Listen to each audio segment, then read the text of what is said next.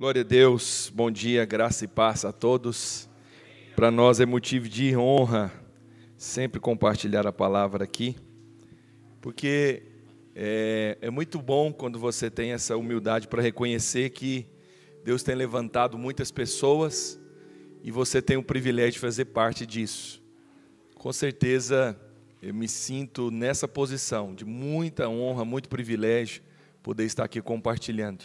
Queria que você fechasse os seus olhos, nós vamos orar agora e vamos pedir que o Senhor nos dê uma palavra viva, poderosa e eficaz. Pai, nós queremos te agradecer, te louvar por tudo que o Senhor já tem feito no nosso meio, por cada palavra que tem sido compartilhada, por cada momento, por cada testemunho. Eu sei que o Senhor está construindo algo em nós e o Senhor construirá algo através de nós.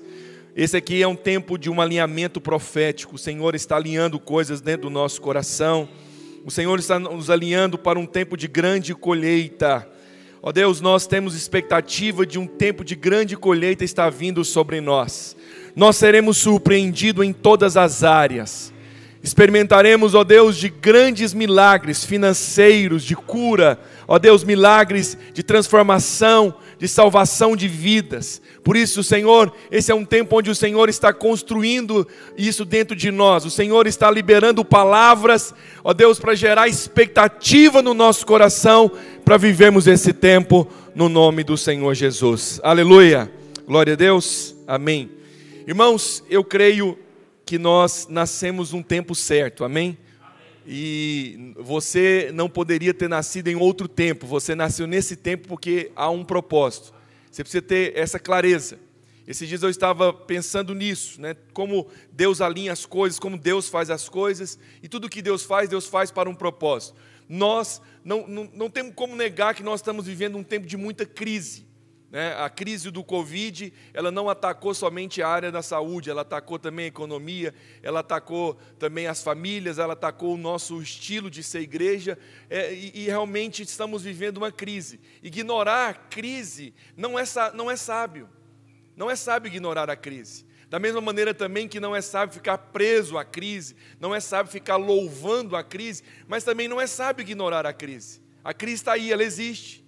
E você precisa identificar. Quando Deus leva o profeta em Ezequiel no vale de ossos secos, o Senhor fala para ele: o que você está vendo? O Senhor não falou: não, ignora isso. Na verdade, o Senhor leva ele e mostra para ele a realidade. O que você está vendo?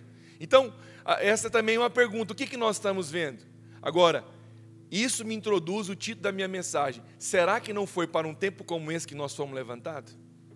Será que não foi para um tempo como esse que Deus te colocou lá na sua cidade como um pastor de jovens, como um obreiro, um supervisor? Será que não foi para tempo como esse? Poderíamos ter nascido em outra década, poderíamos talvez ter nascido em outro tempo e não termos presenciado ou passado por isso. Mas aprove o Senhor ter permitido nascermos nesse tempo. Sabe por quê? Para cada tempo Deus levanta um tipo de homem. Para cada tempo Deus levanta um tipo de homem. No tempo de Moisés, Deus levantou aquele tipo de homem. Mas no tempo de Davi, Deus levantou o tipo de homem de Davi. Que tipo de homem Deus está levantando hoje? Não estou falando de menino, estou falando de homens. Que tipo de líderes Deus está levantando hoje? Muitas vezes, por não discernirmos o tempo que nós estamos vivendo hoje, ficamos às vezes com confissões talvez negativas, né? Tem um parecer, uma perspectiva natural das coisas. Então tudo isso foi afetado. Esse cenário que nós estamos vendo hoje é uma realidade. Então, precisamos nos reinventar e precisamos trazer coisas que não é coisas novas, já está dentro de nós. Por isso é necessário termos discernimento para perceber o que o Senhor quer fazer através de nós. Não adianta ficar falando: eu acho que eu não sou essa pessoa. Não, isso já resolveu esse caso.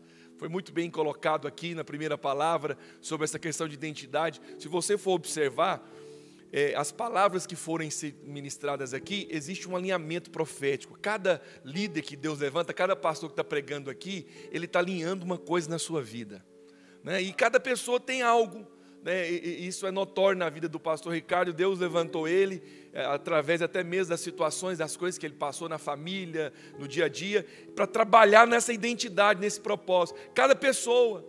E o meu propósito aqui hoje, ao ministrar, e Deus tem me dado essa graça, sempre quando eu ministro, desperta fé nas pessoas.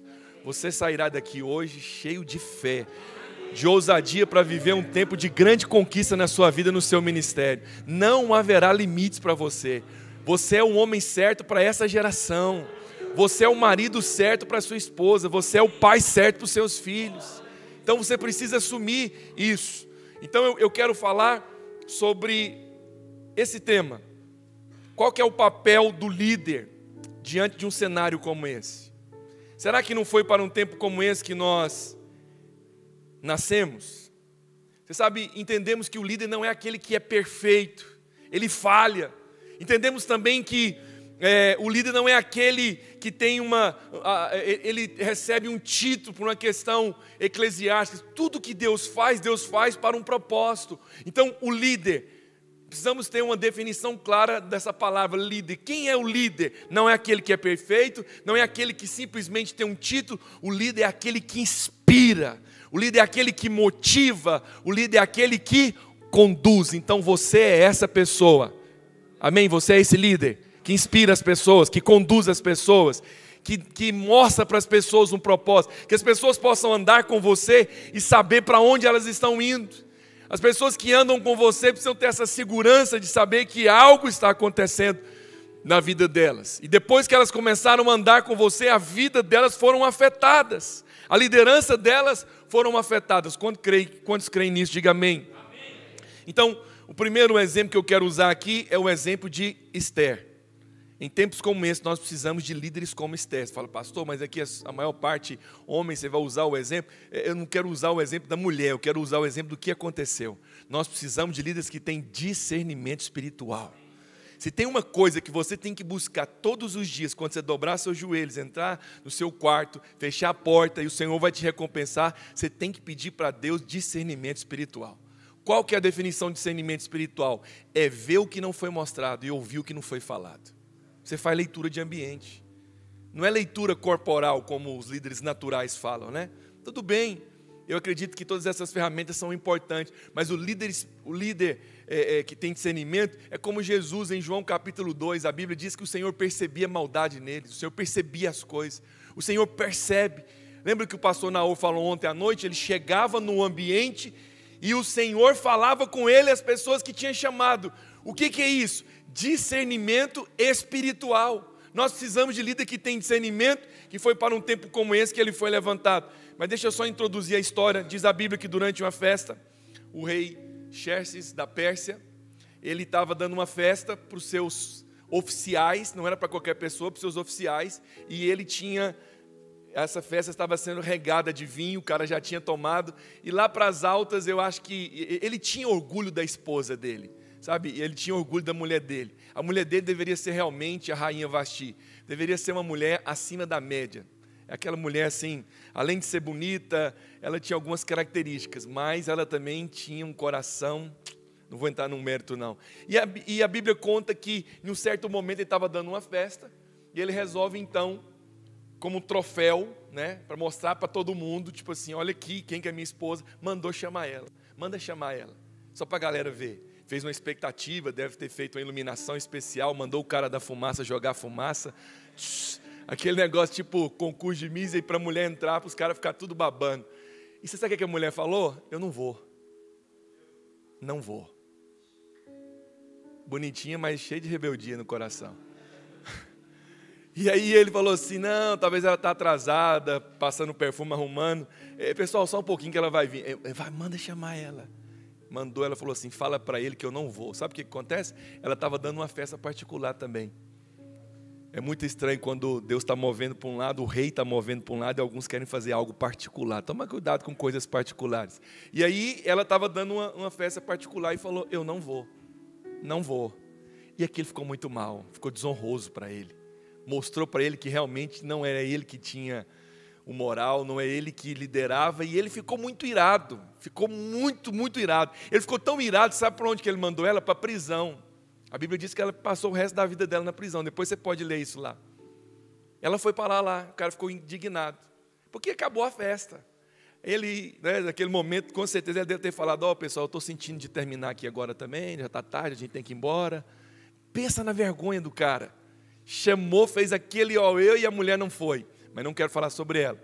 Diz a Bíblia então, que passado um tempo, ele faz uma convocação para todas as moças bonitas e virgens. Claro, ele é bobinada, já que é para escolheu moças novas, bonitas, virgens, para agora assumir o lugar de Vasti. Você sabe, diz a Bíblia, que apareceu centenas e milhares de mulheres. Por quê? Porque elas iam passar por um processo de transformação, né?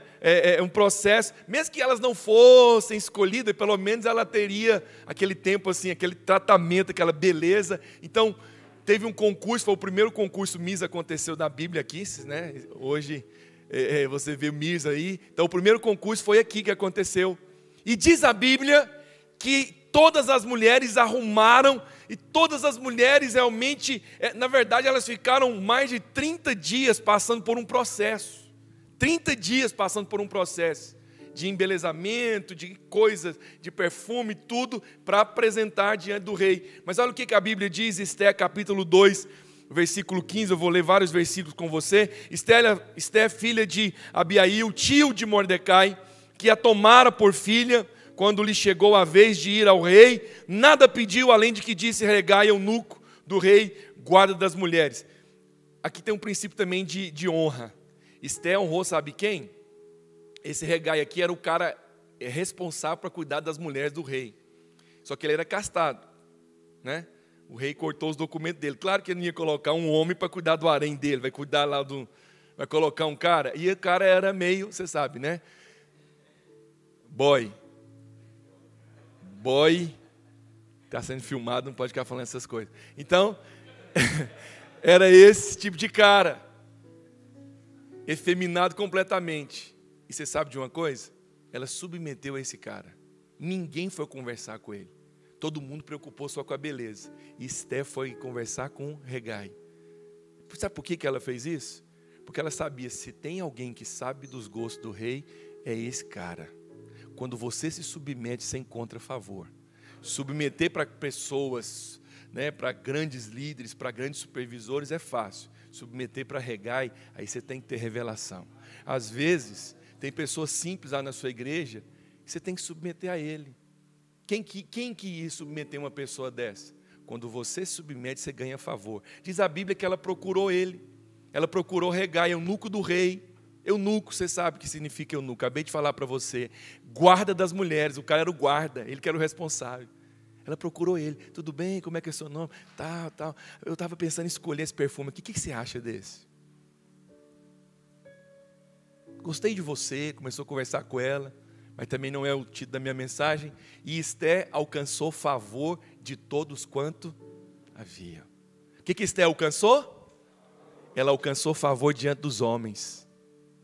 Ela alcançou favor diante dos homens. E a Bíblia diz então, assim foi levada Esté ao rei Assuero, a casa real, no 10º mês, que é o mês de Tebete, no 7º ano do seu reinado. O rei amou Esté mais do que a todas as mulheres, e ela alcançou o quê? Favor. Ela alcançou favor e benevolência mais do que todas as outras virgens. O rei pôs na cabeça a coroa real e fez rainha em lugar de Vasti. Qual que é a palavra em destaque que nós acabamos de ler aqui 2 vezes? Encontrou o quê? Favor. Nosso líder tem falado isso porque é a palavra, o favor é a coisa mais importante na vida. Quem tem favor tem porta aberta, quem tem favor tem gente querendo andar com você, quem tem favor tem desafio, mas tem livramento, quem tem favor tem prosperidade, quem tem favor tem unção, quem tem favor quando ele pega o microfone o ambiente muda. Então busque ter favor. Busque ter favor. Aquela mulher encontrou favor diante dos homens, encontrou favor diante do rei. Depois que o Senhor me mostrou isso, eu tenho falado para Deus, Senhor, eu quero encontrar favor diante dos homens e diante também do rei. Porque tem gente que acha que tem que ter favor só diante de Deus. Não. É importante você ter favor também diante dos colegas, dos amigos, da sua equipe. É importante ter favor. Eu quero encontrar favor diante de você, amém? No intervalo vou conversar com você, encontrar favor na sua vida. Aleluia. Então é importante buscar favor.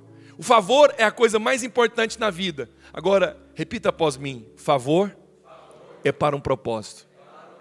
Tudo que Deus nos dá, Deus dá para um propósito. Tudo que Deus dá para um propósito. Por que Deus deu favor para ela? Por que os homens olharam para ela e ela encontrou favor diante deles? Por que o rei, olha, diante de todas as moças, o rei poderia ter encontrado qualquer outra, poderia ter olhado para qualquer outra, mas olhou para ela, porque ele viu algo de especial. Mas tudo que Deus faz, Ele faz para um propósito. Teve um toque, alguma coisa diferente que o rei chamou a atenção. Sabe por quê? É porque o coração do rei está na mão do Senhor, e o Senhor inclina para onde Ele quiser. Foi Deus que inclinou o coração.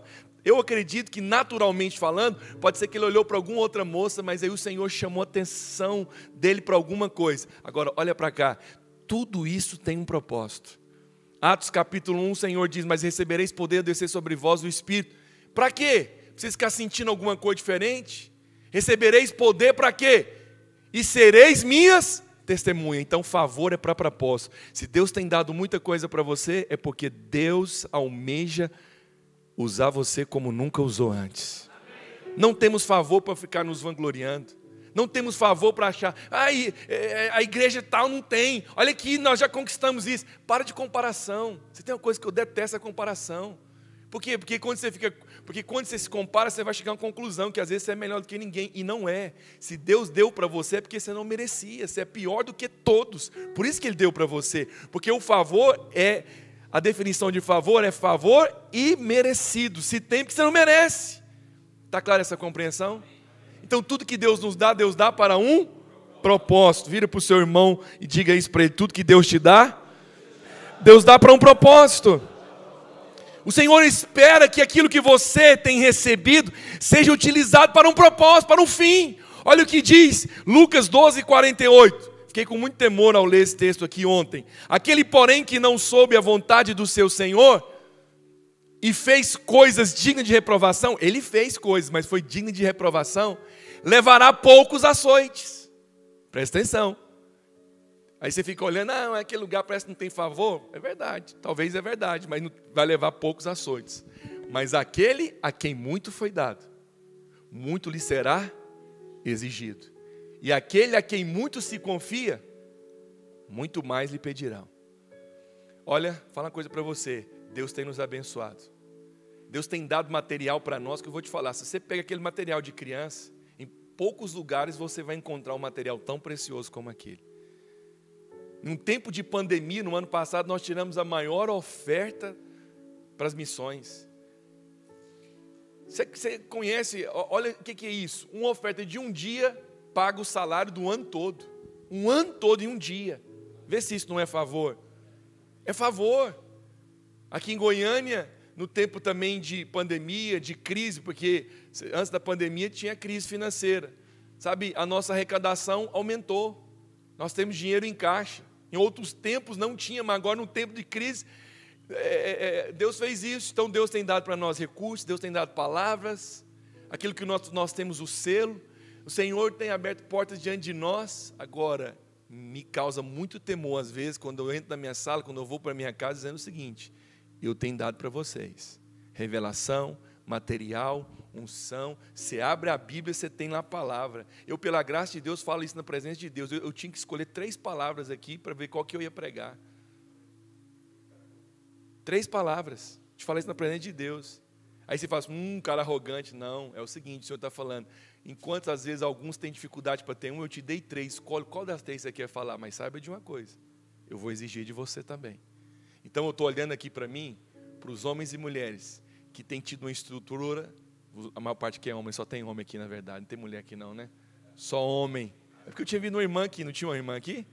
Ou eu estou tendo visões espirituais? Se não tem, o negócio pegou mal para mim agora. Você está tendo outro tipo de visão. Tinha uma irmã aqui. Deus tem dado uma estrutura poderosa para nós trabalharmos. Deus tem dado para você habilidade, mas saiba de uma coisa: o Senhor vai exigir de você também.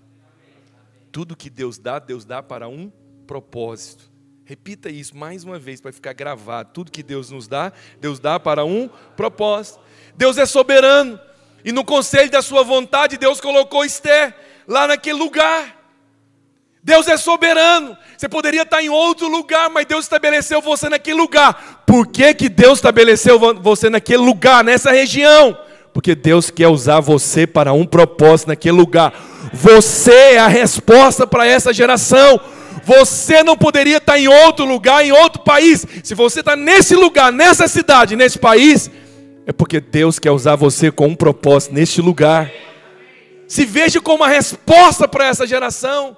Se veja como esse homem certo para esse tempo. Então, Esté era a mulher certa para aquele momento, mas caberia a ela ter o discernimento do que Deus colocaria naquele lugar.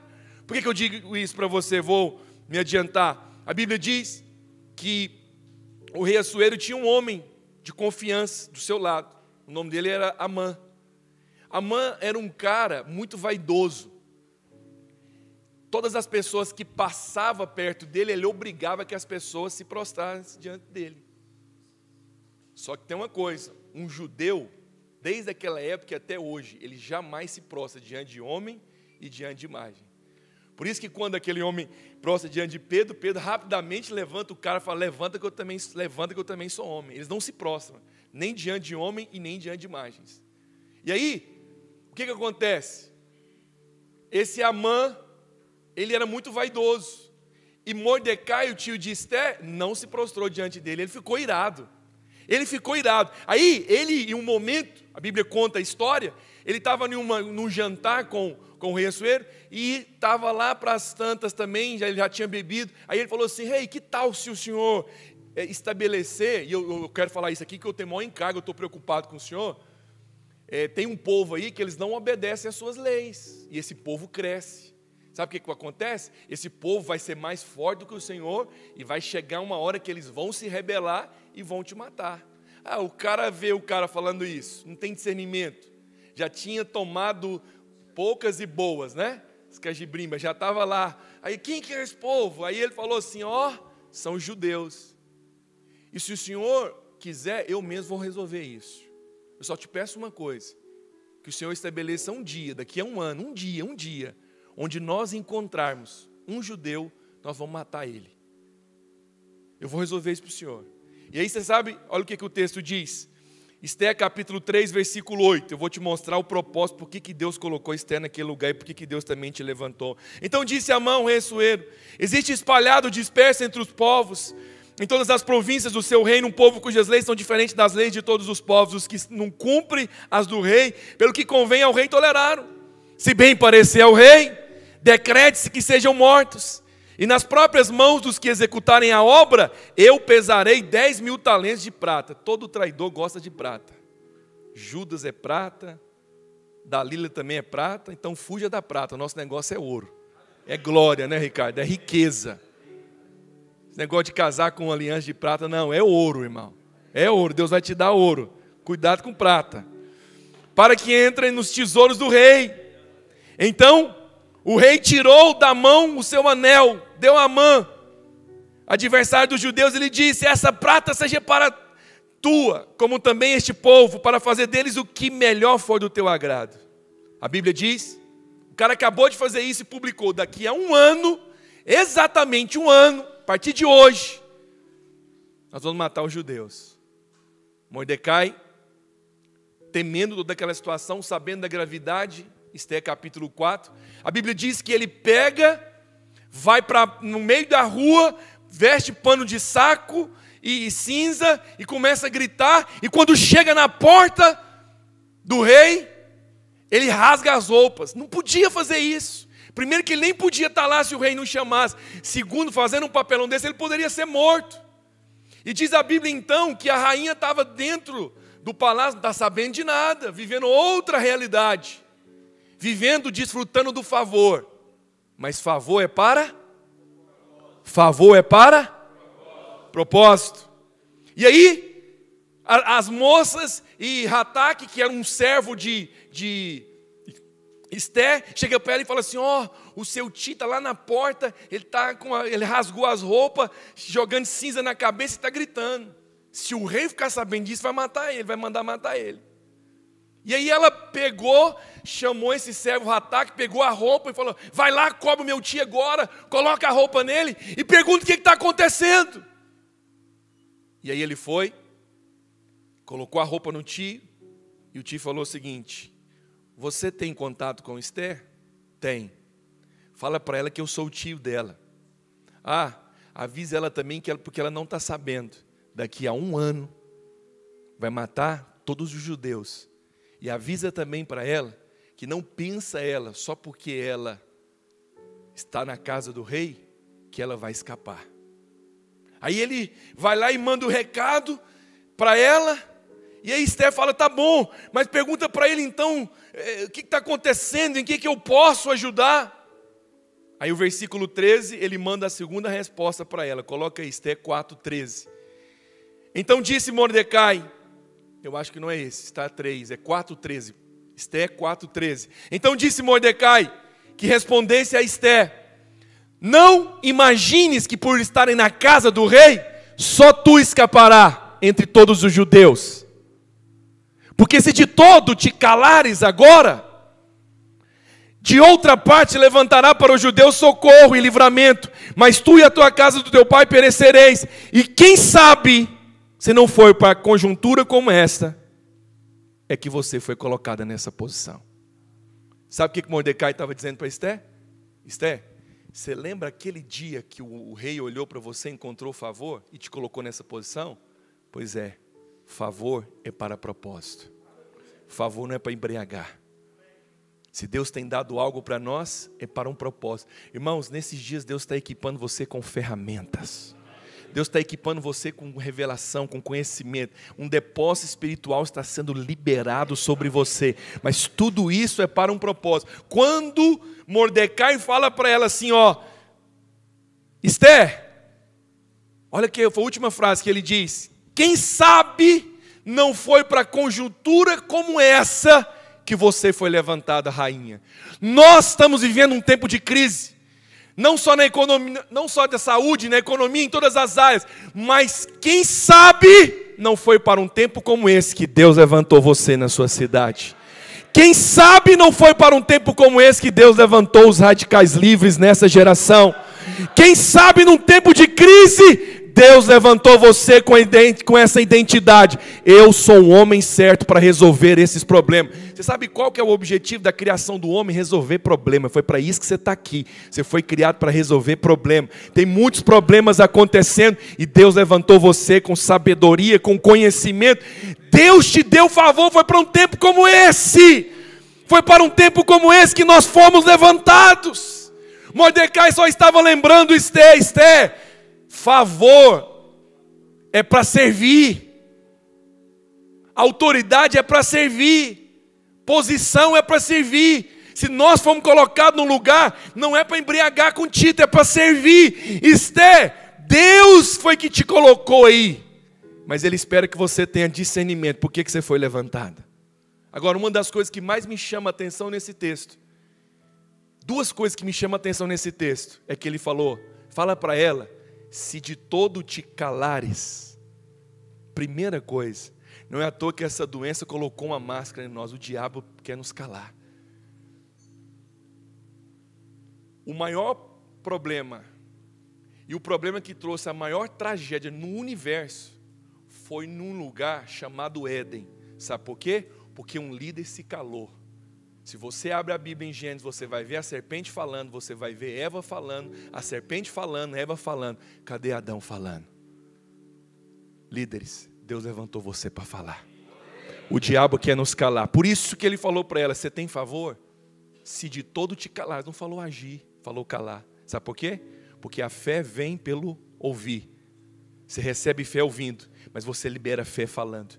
Se eu falar uma coisa para você, o que mais você precisa fazer lá na sua cidade é falar. Você precisa fazer reunião para falar. Você precisa falar, sabe por que você precisa falar? Porque nós temos aquilo que falamos. Se você está insatisfeito com algum resultado na sua liderança, é porque talvez você não está falando acerca disso. Pastor, mas eu estou falando, então espera, porque coisa grande está vindo na sua direção. Sabe, eu tenho desfrutado, quem caminha comigo sabe disso, de crescimento, de frutificação, de coisa, sabe por quê? O tempo todo eu estou falando. Porque qual que é o principal papel de um líder? Falar. Então a primeira coisa que ele fala para ele: se de todo te calares. Não é tempo de calar. Você, marido, não se cala na sua casa. A estatística diz que os homens falam 7.000 palavras, as mulheres 10.000. Aí qual que é o problema? O cara sai para trabalhar, ele gastou as 7. E a mulher fica em casa, não gastou, ela quer gastar as 7 com você. E aí em um lugar onde você tem que falar, você não fala. Você tem disposição para falar com as pessoas lá fora, mas não quer falar com sua mulher. Você não fala com seus filhos. E o Senhor falou isso comigo: retoma o lugar. Se tem um lugar que você tem que retomar, é na sua casa. Você tem que falar para sua esposa. Tem que ministrar na vida da sua esposa. Você tem que ministrar com seus filhos, colocar a mão neles. Sabe, eu ponho a mão na cabeça de muita gente. Eu tenho feito muito isso agora, todos os dias. O Senhor falou isso comigo, um negócio muito poderoso. Eu tenho colocado a mão na cabeça dos meus filhos. Não é só orar por eles. Coloca a mão e fala sobre eles. Aí o que acontece sobre alguns? Ele já gastou as 7.000 no trabalho, chega em casa e ele não quer falar nada. Se tem uma coisa que nós precisamos é falar. Ele falou para ela: se de todo te calares. O principal trabalho do diabo nos últimos dias é tentar nos calar. Se ele nos calar, o evangelho não vai chegar até as pessoas. Por isso que Romanos 10:13 diz: todo aquele que invocar o nome do Senhor será salvo. Como porém invocarão aquele que não creram? E como crerão naquele de que nada ouviram? E como ouvirão se não há quem pregue? E como pregarão se não forem enviados? Como está escrito: conformosos são os pés dos que anunciam. É preciso anunciar. Em tempos de crise, em tempos de ameaça, não é tempo de ficar calado, é tempo de falar. Você sabe qual foi a outra parte que me chamou a atenção no texto? Porque se de todo te calares, agora. Se de todo te calar agora, 2021. Se de todo te calares agora, de outra parte, se levantará outro no seu lugar. Misericórdia. É muito ruim. Nós pensamos: não, pastor, eu estou na graça. Apocalipse 3:11 diz: vem sem demora, conserve o que tu tens para que ninguém tome o que é seu. Trabalhei mais do que todos os outros, diz o apóstolo Paulo. Por quê? Porque a graça não se tornou vã. Sabe o que o Senhor está falando? Tem que ser feito, será feito. Eu escolhi você, é um privilégio seu, mas se você calar, eu vou colocar outro no seu lugar. Pastor Naor é testemunha. Às vezes nós conversamos isso, mais da intimidade. Infelizmente, em alguns lugares sempre assim, há trocas, líderes e tal. É ruim isso por um lado, mas por um lado, sabe o que acontece também? É porque o Senhor vai trocando. Você fala uma coisa: se Deus levantou você, então fala. Fala na internet, fala para os seus líderes, porque se de todo te calares, de outra parte se levantará outro no seu lugar. Você é uma voz profética nessa cidade. Você é uma voz profética, os irmãos estão aqui conosco e no seu país. Eu só sou uma voz. Não, eu não sou essa pessoa. Você é uma voz profética. Outro te levantará. Sabe o que Mordecai estava dizendo a ela? Você recebeu favor para uma missão, mas se você não responder, se você não discernir sua posição, eu vou levantar outro e vou colocar no seu lugar. Mas o que tem que ser feito, será feito. Se não for através de você, vai ser a resposta. Vai ser através de outro. Você sabe, aqui entra o primeiro ponto que eu quero falar sobre Esté. Esté discerniu por que Deus tinha levantado ela. É muito importante nós discernirmos por que Deus nos levantou. Olha a resposta dela. Esté capítulo 4, versículo 16. Então, o tio dela falou isso. Passa para frente, por favor, versículo 16. Olha o que Esté falou. 3 coisas aqui. E eu acredito que essas 3 coisas estão ligadas com o mover de Deus. Vai, ajunta o povo. O que o diabo quer fazer agora? Nos distanciar. Todo mover de Deus é mover de unidade, de ajuntamento. Vai, ajunta a todos os judeus que se acharem em Suzã, e jejuai por mim, não comais nem bebais por 3 dias, nem de noite nem de dia. Eu e as minhas servas também jejuaremos. Depois irei ter com o rei, ainda que é contra a lei, se perecer, pereci. Sabe o que me chama a atenção nesse texto? Antes de falar com o rei, ela foi falar com o rei dos reis. Antes de conversar com o rei, ela foi conversar com o Senhor, ela foi jejuar e orar por 3 dias. Alguns irmãos hoje dizem, não, nós estamos na graça, não precisamos mais orar e jejuar. Poxa vida, esse é o entendimento? Se nós quisermos buscar discernimento, nós precisamos orar, precisamos jejuar. E são disciplinas de homens de Deus. Eu penso que o pastor Naú vai falar um pouco disso aqui também. Nós estávamos conversando, eu acredito que ele vai falar um pouco disso aqui, então eu não vou gastar tempo disso. Mas você sabe, quando nós buscamos o Senhor, nós ganhamos ousadia para enfrentar desafios. Você está entendendo que aquela mulher, olha para cá, talvez você não entendeu. Aquela mulher, se o rei não chamasse ela não podia ir diante dele. Se ela chega diante do rei e o rei não estende o cetro para ela, ela poderia morrer. Mas o que ela foi fazer? Ela não confiou na sua justiça, na sua beleza. Ela abriu mão de confiar na sua beleza, na sua habilidade. Quando você ora e jejua, você está demonstrando humildade. Você está dizendo, eu não confio na minha carne, não confio na minha habilidade, não confio. Ah, porque nós já fizemos lá em tal cidade batismo para tantos mil. É verdade, mas você precisa depender de Deus. Porque a ferramenta para essa colheita pode ser diferente para outra. Você não usa as mesmas ferramentas sempre no plantio e na colheita. Às vezes você usa as ferramentas diferentes. Às vezes Deus quer te dar uma percepção diferente. O problema das pessoas é que acham que o mover de Deus é sempre, não funcionou essa vez, vai funcionar outras vezes. Às vezes não. E como é que nós sabemos como Deus quer mover? Como é que nós sabemos para onde que o vento está indo? Hoje, se você for olhar, o vento está numa direção. Pode ser que amanhã ele mude. O vento não avisa quando ele muda. Nós não determinamos para onde o vento vai. Nós simplesmente percebemos e seguimos. Agora, para que isso aconteça, você tem que ser humilde. Oração e jejum é demonstração de humildade. Quem não ora, não jejua, não tem essa prática, está dizendo, eu mesmo dou conta de liderar sozinho. Não preciso disso não. Eu mesmo tenho sabedoria. Ah, mas eu li um livro de um cara aqui, o cara fez, muito top. É verdade, sabe por que foi bom? Porque aquilo lá foi o que Deus falou para ele. Não significa que é a mesma coisa para você. Aquilo pode servir para você de uma inspiração, não quer dizer que é Ctrl+C e Ctrl+V. Quantas pessoas que eu já atendi aqui na videira, que chegava aqui e falava assim, eu quero conhecer vocês, o que vocês fazem? Aí ele ia, ficava impressionado com a estrutura, ia narrar, tirava foto e tal, e não sei o quê. Aí eu tentava, como o pastor Ricardo falou, essa é uma coisa também que me incomoda demais. É irmão natural, você está querendo ensinar uma coisa para ele, faz umas perguntas mais bobas assim. Esse prédio aqui é isso? Qual foi a empresa que fez aqui? O que importa qual foi a empresa que fez aqui? Não interessa. Aí eu falava para ele, se você quiser vir aqui, eu quis ser uma coisa que é bonita no nosso meio, quando tem encontro, aquele estacionamento do Bueno, uma vez nós fizemos 30 encontros, 30 redes espalhadas naquele negócio lá, cada rede tinha 50, 100 pessoas. É um mover de oração. Nós já tivemos naquele estacionamento mais de 2.000 pessoas orando. Aí eu falei para ele, vem aqui na sexta-feira, vim aqui ver os irmãos orarem e a saída dos encontros. Ele, não, é porque a minha esposa quer ir na feira, tem uma feira aqui em Goiânia. Aí eu falei, beleza, você veio aqui para tirar foto. E eu estou aqui querendo mostrar para você aonde começou tudo isso.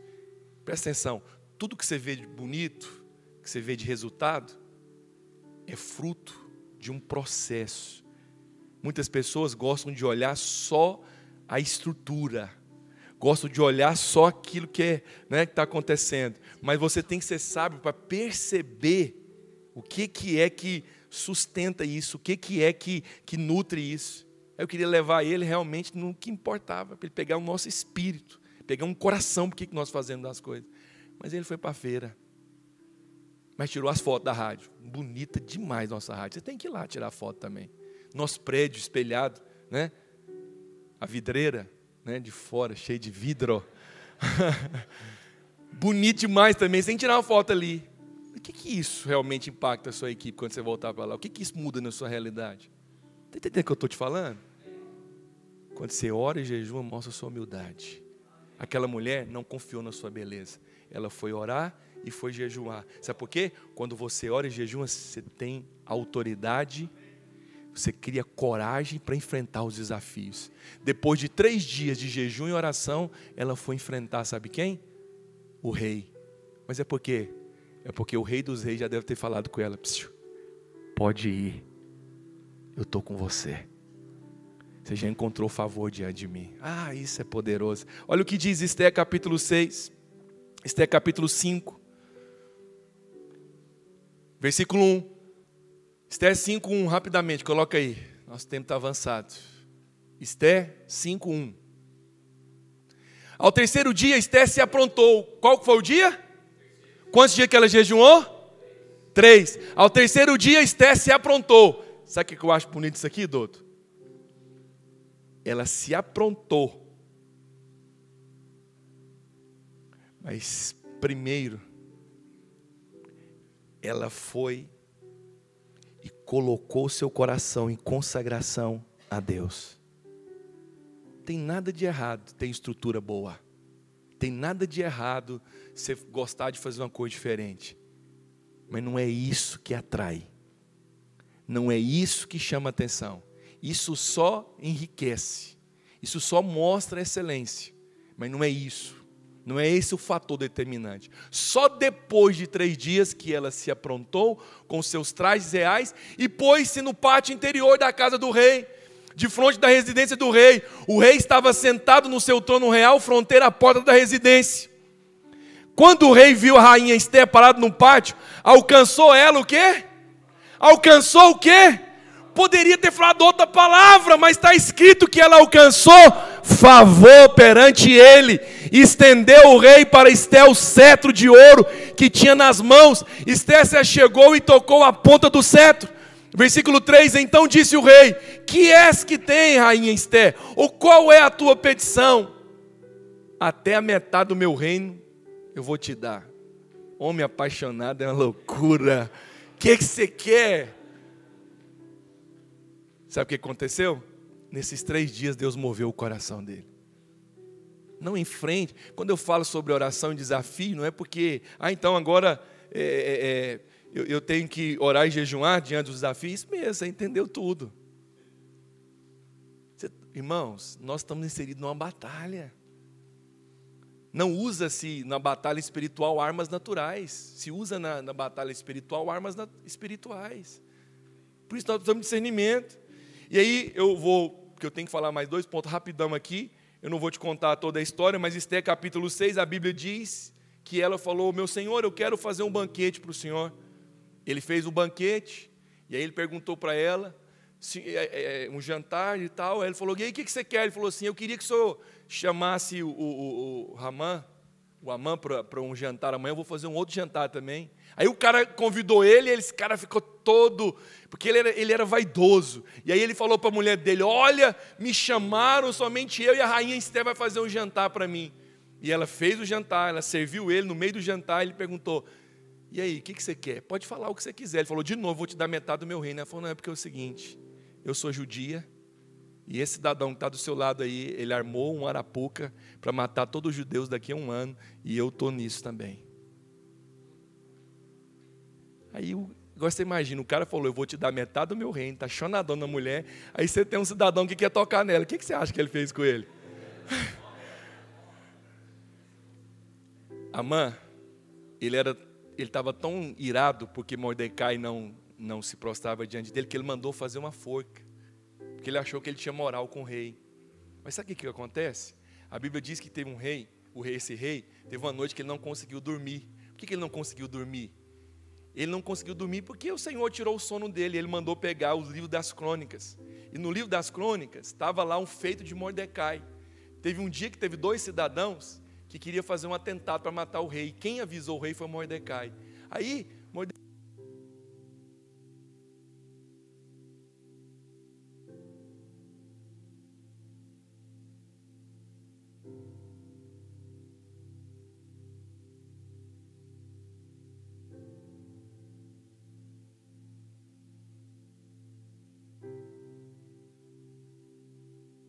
Som 2. E aconteceu que ele pegou o livro das crônicas e viu que Mordecai tinha feito um bem para ele, não tinha acontecido nada. Aí ele chamou o servo dele, Amã.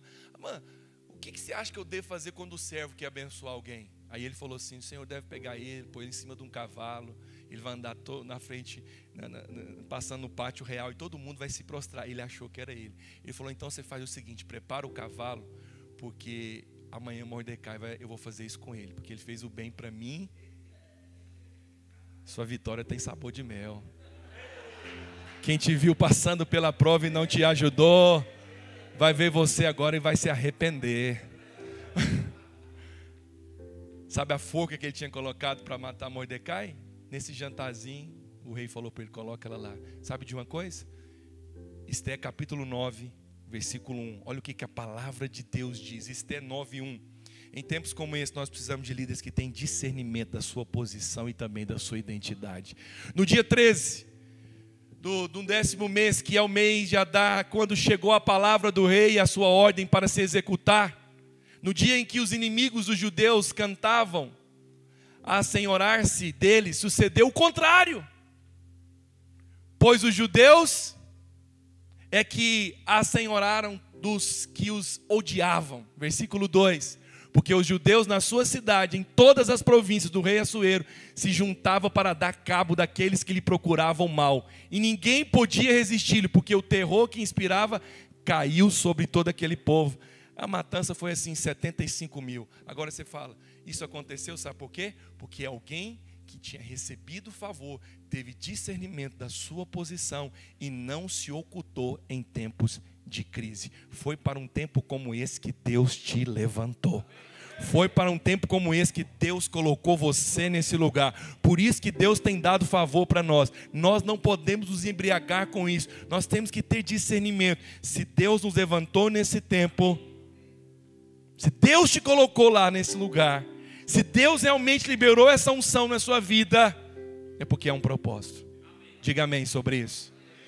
Segundo tipo de líder é Neemias. Primeiro fala do discernimento do tempo que nós estamos vivendo. Segundo tipo de líder para um tempo como esse, são líderes que são focados na edificação. Você precisa estar focado no que você está fazendo. Você precisa estar focado. A Bíblia diz que Neemias foi o copeiro do rei da Pérsia, Artaxerxes I. Ele também foi junto com Daniel, quando foi preso na Babilônia, ele foi junto.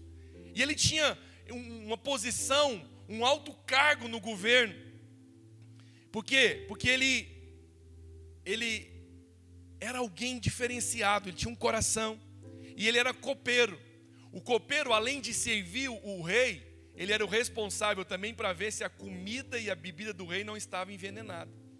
E acontece que a Bíblia diz, coloca para mim, Neemias capítulo 1, versículo 4. Ele recebeu notícias caóticas em Jerusalém e a miséria do seu povo. E além disso, ele ficou sabendo que desde a destruição, os muros estavam destruídos. E sabe o que significa muros destruídos? A moral da cidade, a moral da nação tinha caído por terra, porque naquele tempo os muros eram a proteção. Quando a cidade tinha muros, falava de uma cidade forte, de uma cidade que tem líderes, uma cidade que é fortificada. Mas quando a cidade, os muros estavam destruídos, falava de uma nação fraca, de uma nação que não tem gente nem para reconstruir os seus muros.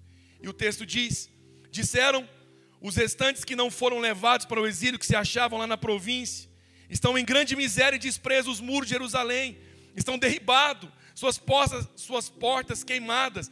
Tendo eu ouvido essas palavras, assentei-me, chorei, lamentei por alguns dias e estive o quê? Jejuando, orando. O jejum faz parte dos homens de Deus, da história dos homens e mulheres de Deus, perante o Senhor. A preocupação de Neemias era tanto que um certo dia, Neemias capítulo 2, versículo 1, coloca aí, ele foi servir ali o café para o rei, e o rei olhou para ele e falou assim, Neemias, eu estou percebendo que você está triste. Eu nunca, estive triste diante dele, versículo 2. O rei me disse, por que está triste o teu rosto? Você está parecendo o semblante de alguém que está doente. Você está com essa tristeza no seu coração. Aí no versículo 3, olha a resposta. E lhe respondi, viva o rei para sempre. Como não me estaria triste o rosto, se a cidade onde estão os sepulcros dos meus pais está assolada, e tem as portas consumidas pelo fogo. Versículo 4, disse-me o rei, que me pedes agora? Então orei ao Deus dos céus. O cara orou, porque homens de Deus são homens de oração, e disse ao rei, se é do agrado do rei, E se o teu servo acha favor, mercê em tua presença, peço-te que quem vier ajudar a cidade do sepulcro dos meus pais, para que eu a reedifique. Ele pediu isso, e ele foi estratégico também no versículo 7. Então, volta lá no 6, vamos ver o 6 também. Então o rei, estando a rainha sentada junto a ele, me disse: quanto durará a tua ausência? Quando é que você vai voltar? E tinha medo que ele não voltava. Aí ele falou: o senhor pode marcar o prazo. Versículo 7, olha a estratégia dele. Então disse o rei: se o rei parecer bem, dê-se carta para os governadores da além do Eufrates, para que me permita passar. Em outras palavras, ele estava andando, ele falou assim: eu quero carta. Isso aí é como se fosse os pedágios. Eu vou passar nos lugares e eu preciso da sua carta, porque se eles me encontrarem aqui, eles não vão entender que eu sou um fugitivo, que eu tenho a carta do rei, que eu posso passar aqui. E é o seguinte, nós vamos precisar de madeira também. Se o senhor puder, por favor, o senhor coloca lá. E nós queremos edificar o muro. Sabe de uma coisa? Versículo 8, olha o que ele diz: como também carta para Asaf, guarda das matas, para que me dê madeira para as vigas das portas da cidade do templo, para os muros da cidade, para a casa que deverei alojar-me. E orei, e o rei mas deu, porque a boa mão de Deus era comigo. Sabe o que significa a boa mão de Deus é com você? Favor. A boa mão do Senhor é contigo. Diga: a boa mão do Senhor é comigo. Agora observe o versículo 10. Olha o que diz o versículo 10. Disto ficaram sabendo Sambalate e Tobias, o servo da Amonita, e muito lhe desagradou que alguém viesse a procurar o bem dos filhos de Israel. O cara queria construir o muro. Sambalate e Tobias ficaram indignados. Quando você quer fazer o bem, o Sambalate e o Tobias, que é o demônio, vai se levantar. Ele vai ficar irado. Ele vai ficar nervoso. E aí a Bíblia diz então que a primeira coisa que Neemias faz quando ele chega na cidade é encorajar o povo. Você é um encorajador. Diga: eu sou um encorajador. Pessoas que andam próximas a você têm que ser encorajadas. Por isso nós não podemos calar. Há na sua boca palavra gerativa, há na sua boca palavra de vida. Cada vez que você reúne com o discipulador, com o líder, você precisa encorajar ele. Você precisa falar: maior é aquele que está em você do que aquele que está no mundo. Todo líder é um encorajador. Diga: eu sou um encorajador. E o versículo Neemias 2:17. Então lhe disse: estás vendo a miséria em que estamos, Jerusalém assolada e as suas portas queimadas? Vinde, pois, reedifiquemos o muro de Jerusalém e deixemos de ser opróbrio. E lhes declarei como a boa mão do meu Deus estivera comigo, e também as palavras que o rei me falara. Então disseram: disponhamos-nos e edificamos, e fortaleceram as mãos para a boa obra. Os muros estavam caídos, isso há dezenas de anos. E tinha permanecido do mesmo jeito. Mas quando um líder se levantou, a história mudou. Nós precisamos nos levantar nesses dias. Na verdade, Deus já te levantou nesses dias. Tem muitos lugares, muitas famílias que são como os muros que estão destruídos. Mas você foi levantado para ser um edificador, um reparador de brecha. E a Bíblia diz então que ele encorajou. Ele disse: olha, vamos trabalhar, porque a boa mão do Senhor está conosco. Mas sabe o que aconteceu? Versículo 19. Porém, Sambalate e Tobias, o arábio, quando souberam, zombaram de nós e nos desprezaram. Eita, deixa eu te falar uma coisa. Toda vez que você se levantar para fazer obra genuína de Deus, pessoas vão se levantar para zombar de você. Pastor, eu estou sofrendo tanto ataque. Então esse é um sinal que tem algo muito grande vindo sobre você. Toda guerra tem despojo. Você está na guerra, quantos tem enfrentado batalha esse tempo? Levanta a mão, por favor, livre espontânea vontade. Aí, aleluia. Não tem esse que não está enfrentando. Nossa, esses dias nós estávamos conversando. Não sei com quem que eu estava conversando aí. Nós estávamos enumerando os tantos de ataque. Nós chegamos a um ponto de estar enumerando ataque. Olha que nível que nós chegamos. Aí nós falamos: saímos desse, aí veio esse, aí veio. É tanta coisa. Aí o Senhor nos trouxe essa palavra de consolo. Não existe guerra que não tem despojo. Você sabe qual que é a estratégia do diabo? Zombar. O que você está fazendo? Você está ficando doido, você não vai conseguir não. O diabo zombou deles. Mas você sabe, assim o diabo zombava. Você sabe qual foi a atitude de Neemias? Ele intensificou a construção. Ele intensificou. Olha Neemias 4, versículo 6. Assim edificamos o muro, e o muro se fechou até a metade da sua altura, porque o povo tinha ânimo para trabalhar. Ânimo para trabalhar. Profetiza que Deus vai te dar uma equipe que tenha ânimo para trabalhar. Mas ouvindo Sambalate, versículo, passa aí. Mas ouvindo Sambalate e Tobias, que a reparação dos muros de Jerusalém ia avante, e começavam a fechar as brechas, ficaram sobremodos irados. Os caras começam a dizer, não quero bem. Depois começam a zombar. Agora eles ficam irados. Ajuntaram-se de comum acordo para vir atacar e suscitar confusão ali. Sabe uma coisa que você precisa orar? É para Deus guardar a sua equipe da confusão. Tobias e Sambalate, o objetivo dele é produzir confusão na cabeça do povo. Você fala uma coisa, Marcelo, o povo entende outra. Isso é confusão, é Tobias. Por isso, líderes precisos, eles têm discernimento, saber onde é que o diabo está agindo. Os caras perceberam, Neemias percebeu. Sabe, além da preocupação com a obra, Neemias também tinha preocupação com aqueles que se levantavam, porque eles estavam irados. Sabe, quando ele percebeu que eles estavam atacando, sabe o que ele decidiu fazer? Olha o versículo 9. Porém, nós oramos ao nosso Deus e com proteção pusemos guarda contra eles de dia. Deixa eu te falar uma coisa. Precisamos vigiar de dia e de noite. Neemias falou o seguinte: nós estamos construindo, esses caras estão irados. Deixa eu te falar uma coisa, vamos fazer uma escala. Uma equipe vai ficar de dia, outra equipe vai ficar de noite. Porque se nós não fizermos essa escala para guardar o muro, eles vão querer destruir. Deixa eu te falar, nós precisamos guardar na nossa edificação. Nós precisamos guardar. Tem muitos Tobias e Sambalates aí com conversinha de coisa nova, disso, aquilo, outro. Você precisa guardar aquilo que você está edificando. E aí a Bíblia diz, passando para a parte final, depois que a intimidação falhou, você sabe o que foi a estratégia do inimigo? Distração. Deixa eu falar uma coisa, tome cuidado com a distração. Depois, isso aqui é para avisar que tem mais 30 minutos, estou brincando. Depois que a intimidação falhou, sabe o que aconteceu? Eles tentaram distrair. Olha o que diz Neemias 6, versículo 1. Tendo ouvido Sambalate e Tobias e o resto dos inimigos, que eles tinham edificado o muro, que já não havia mais brecha nenhuma, ainda que até este tempo não tinha posto as portas dos portais. Depois eu vou te falar quem que ele colocou para ficar na porta e nos portais. Já estou passando para a parte final. Sambalate mandaram dizer: vem, vamos encontrar nas aldeias, no vale de On. Porém, intentaram fazer o mal. Enviei mensageiro a dizer: olha só, irmãos, o diabo quer nos distrair com outras coisas. Pastores de jovem, em nome de Jesus, não se distraia com a edificação que Deus deu para você. O diabo às vezes zomba dizendo: não está funcionando, Marcos, essa estratégia não é melhor, já passou o mover, temos que ir atrás de coisa. Não se distraia com isso. Não se distraia. O diabo se levantou contra nós, o diabo zomba, e depois ele muda a estratégia. A estratégia agora é distração. Mandou uma carta, falei: vamos encontrar, vamos tomar um café. Tem irmãos que é assim às vezes no nosso meio.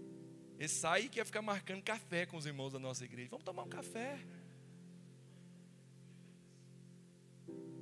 Você está na mesma edificação que eu?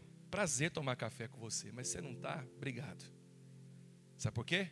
Porque talvez esse cafezinho pode distrair você. É porque você não entendeu que Sambalate, ele passa para o seu lado. Ele é contra você, depois ele passa para o seu lado. Cara, que top aquele muro que você está fazendo. Bora encontrar? Quero te ouvir. Quero aprender com você. Sambalate e Tobias não quer aprender com você. Eu já sei para quem está mandando um recado. Por favor, estou ensinando um princípio espiritual para você. Você sabe qual foi a resposta de Neemias? Qual foi a resposta de Neemias? Volta lá. Enviou-me mensageiro a dizer, enviei-lhes mensageiro a dizer: obrigado pelo convite do café. Estou fazendo grande obra, de modo que não poderei descer. Eu estou envolvido na edificação. Não tenho tempo para isso. Eu estou envolvido na edificação. Eu não vou me distrair. Quantos estão envolvidos na edificação? Cuidado com a distração. Cuidado com a distração. Jovens caem, sabe o quê? Pastores também, quando estão distraídos. Tempo ocioso. O diabo ama tempo ocioso. Você fica olhando, aí chega um negocinho, você olha, aí é onde cai. Sanbalate tentou, sabe quantas vezes mandar recado para ele? 5 vezes. Volta lá, vai para frente, por favor, melhor dizendo. O negócio está avançado. 4 vezes. Olha aí, pastor Naô, tanto que o negócio insiste. 4 vezes me enviaram o mesmo pedido. E eu, porém, lhes dei terra. A mesma resposta. Estou ocupado na edificação. Não dá, varão. Não dá. Estou ocupado. Versículo 5. Então Sanbalate me enviou pela 5ª vez o seu moço, o qual trazia na mão uma carta aberta. Essa carta, sabe o que é? Enviou até um profeta. Enviou um cara para profetizar contra ele. Mas sabe o que a Bíblia diz?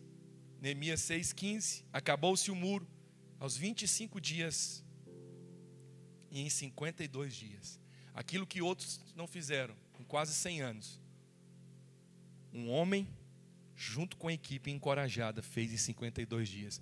Eu quero profetizar sobre a sua vida, que aquilo que talvez outros não fizeram em 30, em 20 anos, nesse tempo de favor, nessa nova estação, nesse novo ciclo que os radicais livres, que a videira, que a vinha entrou, nós vamos fazer em 52 dias, profeticamente, aquilo que talvez há anos, que era para ser feito e não fez, porque Deus vai nos dar líderes, pastores, homens dispostos a trabalhar, homens e mulheres que estão focados na edificação de uma igreja de vencedores, pregando a mensagem do Evangelho, e nós não negociamos essa mensagem.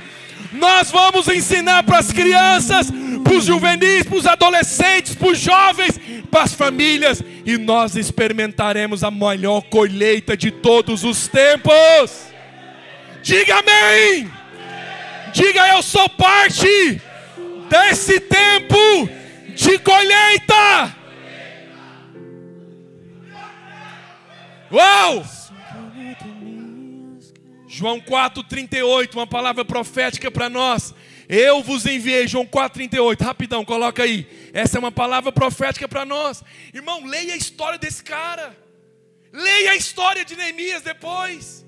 Aquilo que ficou dezenas de anos parado. Tudo porque um líder se levanta com o espírito certo, com o coração certo. Abandona as desculpas, abandona isso, aquilo, outro. Eu tenho mais 2 pontos, mas não vou falar que não dá tempo. Me convide que eu posso ministrar na sua igreja esses 2 pontos. Em 52 dias fizeram. O cara trabalhava de dia e de noite, colocou gente. E isso, ó, ataque. Você foi levantado para esse tempo. A palavra profética para nós é: eu vos enviei para ceifar o que não semeastes. Outros trabalharam, e você vai entrar no trabalho dele. Tira da sua mente aquela mentira de achar que você só pode colher o que você plantou. O Senhor está dizendo, você, os nossos líderes, nossos pastores, muitos homens de Deus, até que vieram também, até antes dos nossos pastores, já choraram, já clamaram por estádios cheios para o grande batismo. Eles liberaram a semente. Um é o semeador, o outro é o ceifeiro. Volta lá no versículo 36. Um é o semeador. O ceifeiro recebe desde já recompensa em tesouro o seu fruto para a vida eterna. E dessa arte se alegra tanto o semeador como o ceifeiro. O verdadeiro ditado, um é o semeador, o outro é o ceifeiro. Deus falou comigo, pastor Naô, a geração dos radicais livres é a geração dos ceifeiros. Sabe por quê? Porque não há tempo mais para semeadura. Não há tempo mais, o Senhor está voltando. Nossa geração é a geração dos semeadores, dos ceifeiros. Não há tempo mais para semear, é tempo agora de colher. Sabe por que é tempo de colher? Porque antes da volta do nosso Senhor haverá uma grande colheita. O Senhor está próximo a voltar, mas antes disso, uma grande colheita está diante de nós. E agora, precisamos finalizar. Não vai dar tempo de eu falar os outros 2 pontos. Eu vi isso aqui na Bíblia ontem. Neemias colocou o portal e as portas. Ele colocou 2 homens para cuidar do portal e da porta. Aí você pensa na Bíblia assim, alguma coisa da Bíblia é por acaso? Eu estava lá, o Espírito Santo falou assim: qual que é o significado do nome deles? Eu falei: não sei, vou olhar aqui. Põe para mim Neemias capítulo 7, versículo 1 e 2. Neemias 7, coloca aí. Ora, uma vez reedificado o muro e assentado as portas, estabelecidos os porteiros, os cantores e os levitas, eu nomeei. Qual que é o nome desse homem aqui? Meu irmão e maioral do castelo sobre Jerusalém. Sabe o que significa Anani? Gracioso. Sabe o que significa Ananias? Deus tem favorecido. O cara colocou. Isso é poderoso, não é não? Eu chorei lá em casa ontem. Falei: Senhor, olha isso. Como o evangelho da graça é um negócio precioso. Ele colocou alguém gracioso e alguém que Deus tem favorecido na porta da edificação. Aquilo que nós edificamos, a porta daquilo que nós edificamos é a graça, não há outro fundamento. Sabe por que nós edificamos? Que Ele colocou alguém na porta, que é a graça? Porque Deus tem nos favorecido. O Senhor falou comigo: porque vocês têm ministrado a graça, Deus tem te favorecido. Poderia ter colocado outros nomes, colocou esses 2 lá na porta. Deus está colocando, espiritualmente falando, esses 2 homens no nosso meio, na sua liderança, na sua equipe.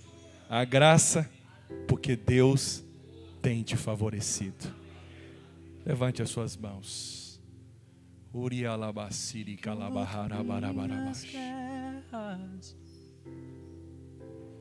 Iri alabalabasiri blesi cantonebianda alabarabahas. Ori alabasuri calabaharabachorobocondere barabarabasiri calabaraba. Iri alabasiri calabaharabachorobocondere berebexere blesere berebere. Você foi levantado como homem certo para esse tempo certo. Eu queria que você se colocasse de pé agora. Por 1 minuto nós vamos orar. Deus está dando para você, abrindo seus olhos, dando discernimento, porque Ele te levantou. E o Senhor está dando disposição para trabalhar, porque nós somos a geração dos ceifeiros. Recebe a unção do ceifeiro. Recebe as habilidades, as ferramentas do ceifeiro. Chegou um tempo de colheita na sua vida. Chegou um tempo de colheita no seu ministério. Chegou um tempo de colheita na sua igreja.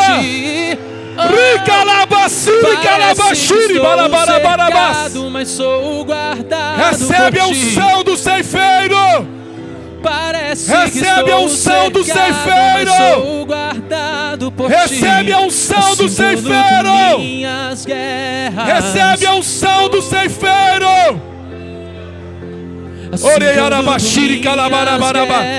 Comece a orar em línguas onde você está agora. O Senhor está transmitindo ferramentas espirituais para você. Oh! Assim que eu luto minhas guerras. Nós entramos em um novo ciclo. Nós entramos em um novo tempo. Parece que estou cercado. Nós entramos em um novo tempo. Entramos em um novo ciclo. Parece que entramos em um tempo de colheita. Guardado por ti. Ei. Oh! Parece que estou cercado, mas sou guardado por ti. Oh! Parece que estou cercado, mas sou guardado por ti. Aleluia. Olha para cá. Eu quero finalizar essa mensagem como eu comecei. Quem sabe não foi para um tempo como esse que Deus te levantou. Eu queria que você levantasse as suas mãos como quem recebe. E eu quero profetizar sobre a sua vida. Unção, capacitação, habilidade, autoridade, disposição para trabalhar. Nós somos essa geração de Neemias que tem disposição para trabalhar, que vai encorajar os jovens, os radicais, para fazer grandes batismos, para construir. Há muitos muros que estão destruídos nas nossas cidades, nas nossas nações, mas Deus te levantou para levantar o muro da honra nas famílias. O muro da desonra está destruído nas casas, mas Deus te levanta para restaurar muros da honra. Deus te levantou. Pai, eu quero profetizar e declarar sobre a vida dos nossos irmãos uma capacitação sobrenatural. Foi para um tempo como esse que o Senhor nos levantou. Por isso eu declaro uma unção fresca sobre você. Eu declaro: você vai avançar, você vai crescer. Eu quero declarar que Deus vai te dar uma equipe que tem disposição para trabalhar. Eu profetizo que você vai entrar em lugares que você ainda não entrou. Você faz parte da geração dos ceifeiros, em nome de Jesus. Aleluia. Diga: eu faço parte da geração dos ceifeiros. Diga: eu creio que o Senhor está me dando uma equipe que tem disposição para trabalhar. Se você crê nisso, diga glória a Deus, aplauda o Senhor.